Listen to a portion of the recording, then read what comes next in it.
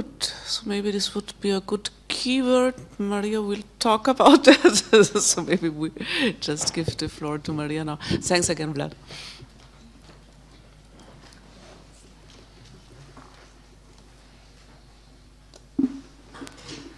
So in my part, can you hear me? Yeah. No? Now? Yeah, perfect. Thank you. In my part, I will talk about repressions in Russia. Repressions in Russia hasn't started with war. According to Democracy Index compiled by Economist Intelligence Unit, at the year of 2005, Russia was already a repressive authoritarian state, so around 20 years ago. On the photo, you see Eldar Garipov. He took part in a peaceful protest in year 2021 against jailing of Alexei Navalny, and despite the policeman broke Garipov's head, it was Garipov that was found guilty of the crime. They say that he tore the policeman pants. He spent a year in detention, and then court found him guilty. Next slide. Here we see the statistics.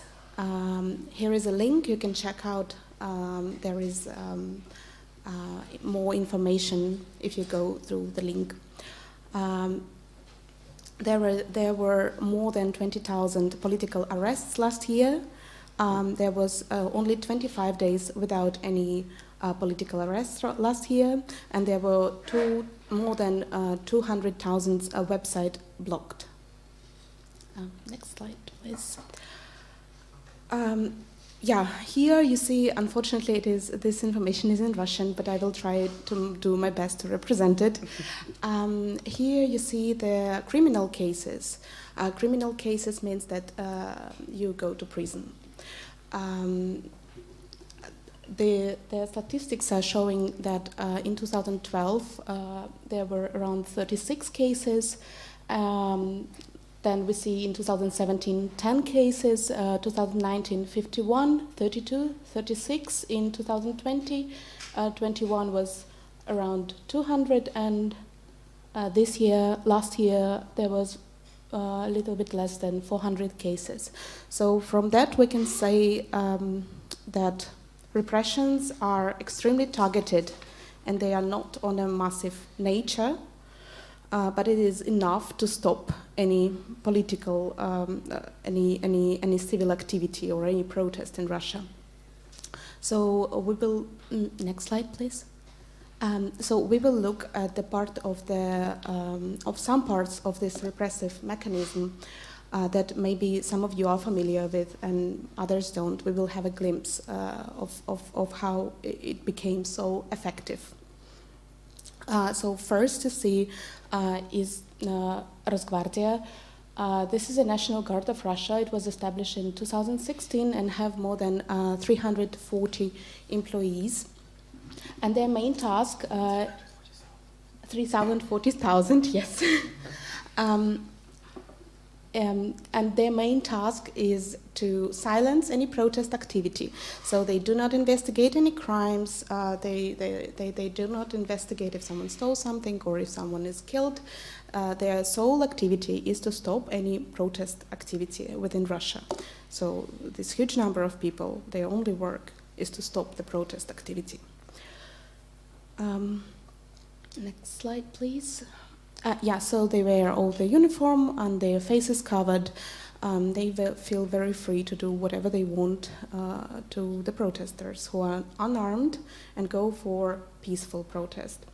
So many people work there. Why?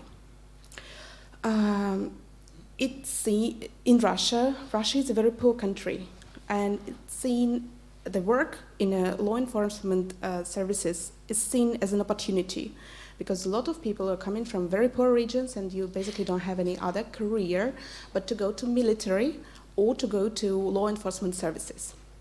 And for that you are paid, you received adequate social package. It means you go to retirement earlier, or otherwise in some places you can go to a factory and work there all your life long, having not enough money to feed your family, and that's it. So many people choosing this career.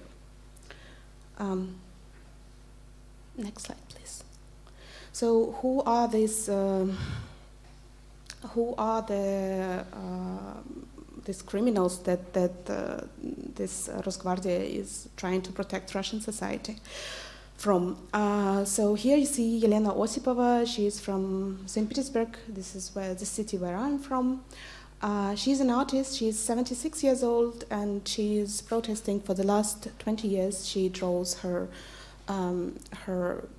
artworks, and she goes with them to the streets. So, yeah, a very dangerous criminal. And next slide, please. And in the beginning of the war, it became even ridiculous how people were stopped in how all the protest activity was suddenly stopped. We will see a short video clip to give you an idea. So on the paper, it's written literally 2 words. It's written 2 words, and we will see how soon she will be arrested. Will we? Hopefully, yes. It's you not will organize possible. that, Vlad, huh? That we will.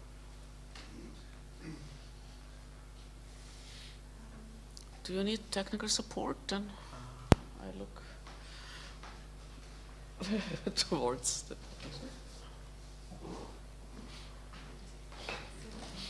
Thank you. So I want to close it and to demonstrate this. Yeah.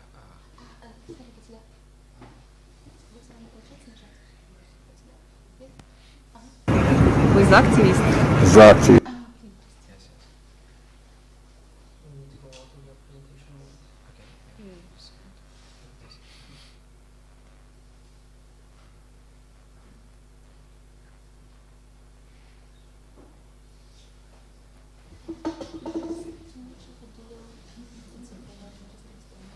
Okay. Okay.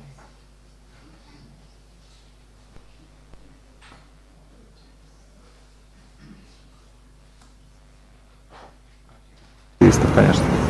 Я просто хотела спросить, как вы думаете, если здесь вот просто сказать 2 слова, меня за это сейчас арестуют или нет? Вас уже задерживают.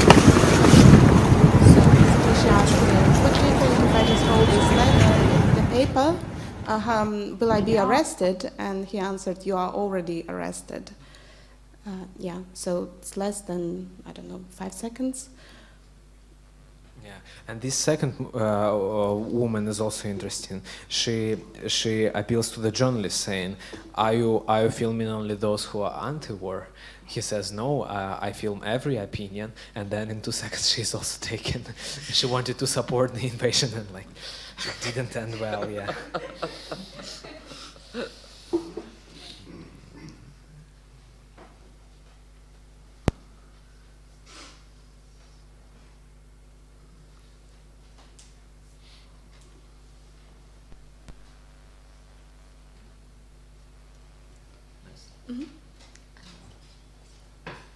So, but repressions goes beyond arresting the protesters. This last year in July, there were 3 arrests in Novosibirsk all at once, and they all 3 unite physicists. Those were not 3 completely random people. They knew each other, and for the view of authorities, they fabricate the case. And for view of the authorities, it's easier to arrest people that goes in a group. It's more profitable. You get more money for that. You get more. Your career goes up. Yeah.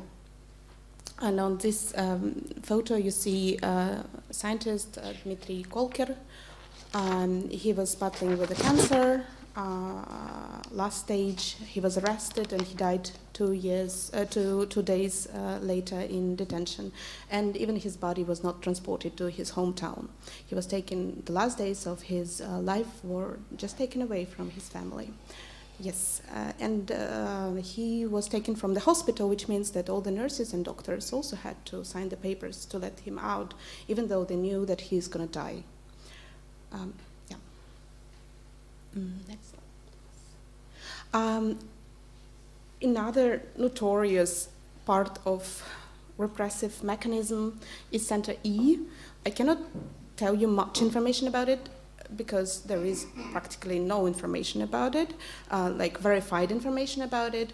It was established in 2008, and it is like a top secret unit. But basically, what they do, one of their tasks is to go to protests and to film everyone with this ridiculous camera, which no one else uses in 2023 but them. So they pretty much flashing themselves. So yeah, so you can notice them. Yeah. Also, another part of their activity is to scroll through social media and find comments that people send, emojis, and for that you get arrested too now. Yeah. Yeah, and another huge part of the repressive mechanism is how people are actually treated in prison. There is no exact statistic about torture in Russia. However, it is safe to say that torture is something that practiced in prison systematically. Yeah, and prisoners, they respond to torture in several ways. They filing complaints, they staging riots, and even they commit mass suicide just to draw attention to this problem, because this is a very big problem that societies sometimes prefer, even Russians prefer to close their eyes on. Yeah. For more information, you can follow the link, but it is very graphic. Yeah, and what else I can say that, I can go for the next slide, I guess. Yeah, what I can say that we write letters to political prisoners, and basically all the people who I wrote were tortured. I didn't choose them because they were tortured. I just chose them randomly, and then later on I was very interested in the case, and I was looking what happened to them and what is the case, and I found that in each of the cases they were tortured. So there is no statistics about it, but yeah. What we can do then, we organize, one of our activities in Russians Against War is that we write letters to political prisoners, and I think it's, yeah, I write political in Klama, but I think it's better to write all the prisoners. Yeah. So you can join us. We do it every month, or you can, if you want to, you can write a letter to a political prisoner. Oh, I also will go why it is important, because the system, the prison system is very closed, and people think that they can do whatever they want there, and they are like, there is no journalists, no nothing. And but in Russia there are a lot of brave journalists who actually who spread this information. But still, it's very hard to get this information. Yeah, so it's a very closed system, and every letter that goes there, it's a sign for the prison guards that we actually see you and we know and we care, and you don't kill that person, otherwise we will notice that. Because they say that those who are killed, it's actually those who received the less letters. Yeah, and yeah. So you can, if you're interested, you can join us. We do it every month, or you can write me. Here is my email and a link to the profiles. You can just choose the person who you want to write. You can write a letter and send it to an email. Yeah. And next slide, I think. Yeah. Also, one organization. Just for you to know, this is the Solidarity Zone, and they are a horizontal initiative that support those who do some like radical anti-war actions, because they are least supported. They are called terrorists. These are those people who actually fire the military offices. And we can go to the map. Yeah, this is the map of the military offices were set on fire. The blue lights is before the mobilization, and the red lights after the mobilization. In total, there is more than 70 cases of an arson. Yeah. And Solidarity Zone, they help those people who are, in fact, the most vulnerable in the whole situation, because they are least supported. Yeah. And thank you for your attention. Maybe you have any questions.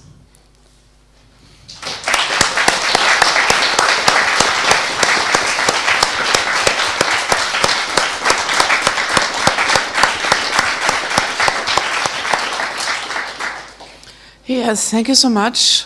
I guess there will be a lot to discuss also about how to support and help. But as said before, maybe afterwards, I guess it also makes sense to include in the feminist protests. But again, are there questions of understanding? Gibt's Verständnisfragen? Elfi. Take the microphone, please. You mentioned that the political prisoners that you wrote to were tortured. Mm-hmm. And I want to know what the role of censorship is. If they write in a letter that they were tortured, what do the prison authorities say? How do they react? Yeah. Not all of them told me that they were tortured, but I was just googling what were the cases, and when I looked through the case, I saw that he or she they say that I was tortured in the process. But I got a letter where the guy was saying that he was tortured for 3 days. The thing is, with the censorship, they work people, they're different people. Maybe some of them just do their work like sloppy, they just pass every letter. Maybe some of them actually really have some compassion, I hope so, I don't know. Others are more strict, so it's a human factor. You cannot, yeah. But every time I write letter to prison, I'm very careful. I don't talk about politics. I don't, not to harm the person who is already endangered. But they can write like this I cannot control. Yeah. By the way, letters to prisoner are also censored here.